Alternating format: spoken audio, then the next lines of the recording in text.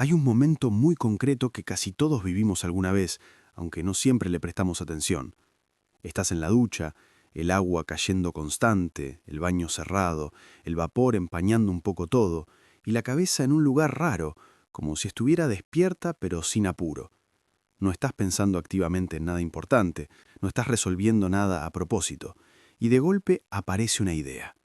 A veces es algo mínimo, una frase que de repente suena mejor que antes, una respuesta que no habías encontrado durante todo el día. A veces es una decisión que venías postergando y que, sin mucho drama, se acomoda sola. No llega con fanfarria ni con sensación de genialidad. Simplemente aparece, como si hubiera estado esperando ese momento. Lo curioso es que esa idea no aparece cuando la estabas buscando. No aparece frente a la computadora, ni revisando notas, ni pensando fuerte en el problema. Aparece cuando ya no estabas exigiendo nada de tu cabeza, cuando estabas haciendo algo automático, casi aburrido, sin prestar demasiada atención. Y suele pasar lo mismo una y otra vez. Terminás de bañarte y pensás, ¿cómo no se me ocurrió antes? O incluso te olvidás de la idea a los 10 minutos, pero queda la sensación de que ahí, en ese espacio mínimo, algo se había ordenado un poco, como si por un instante todo hubiera tenido menos ruido. No es que la ducha sea un lugar especial en sí mismo, no tiene nada de místico, es más bien lo que no pasa ahí. No hay interrupciones, no hay nadie esperando una respuesta, no hay una pantalla pidiéndote atención, no hay la sensación constante de estar llegando tarde a algo. Estás ahí, haciéndolo de siempre, repitiendo los mismos movimientos de todos los días, y sin darte cuenta le das a la cabeza un descanso que en otros momentos no tiene. Un descanso raro, corto, casi invisible, pero suficiente como para que algo distinto pueda aparecer.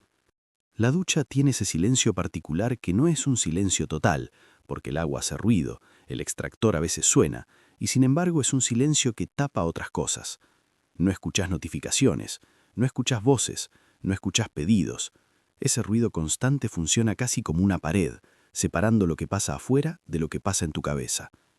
Durante el día estamos acostumbrados a vivir disponibles. Aunque nadie nos escriba, estamos en modo espera. Miramos el celular por reflejo, abrimos una pestaña nueva sin saber bien para qué. Incluso cuando no pasa nada, estamos listos para que algo pase. Y eso mantiene a la cabeza en una tensión baja pero permanente.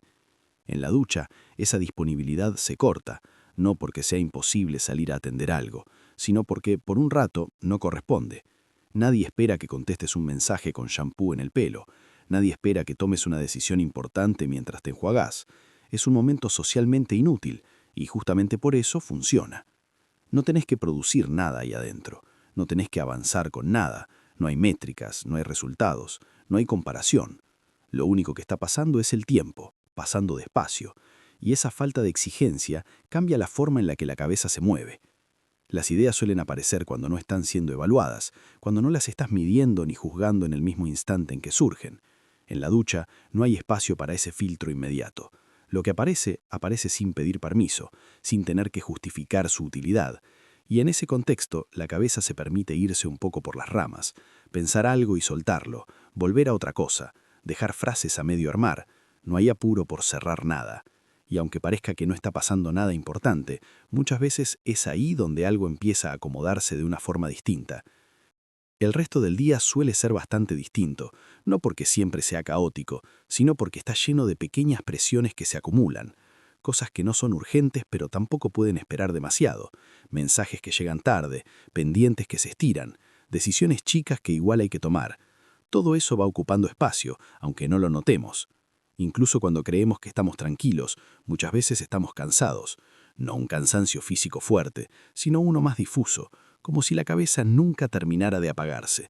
Seguimos pensando mientras hacemos otras cosas, contestamos algo y ya estamos anticipando lo siguiente, y así, de a poco, el pensamiento se vuelve más rígido.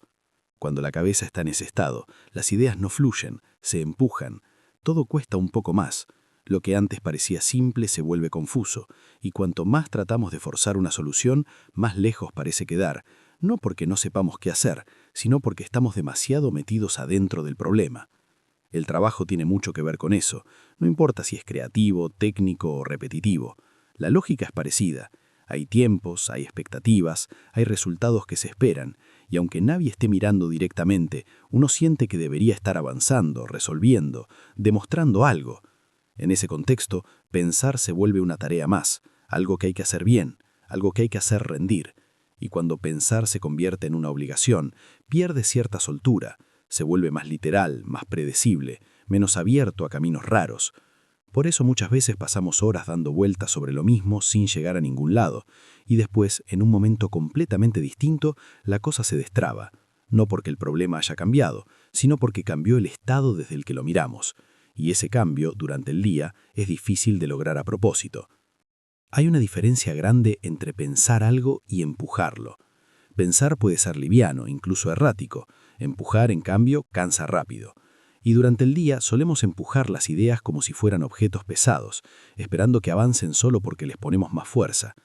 Cuando algo no sale, la reacción habitual es insistir, volver a mirarlo, cambiar una palabra, darle otra vuelta.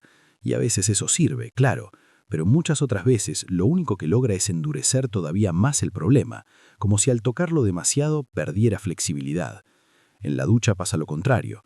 No estás tratando de resolver nada. Si el problema aparece, aparece sin presión. No lo estás agarrando con las dos manos. Está ahí, flotando.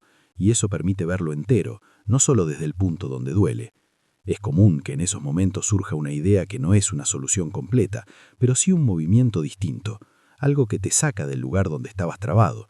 Una frase alternativa, un enfoque que no habías considerado, no porque sea mejor, sino porque es otro. Y muchas veces eso alcanza, no para cerrar nada, sino para destrabar, para que después, más tarde, en otro contexto, el resto se acomode.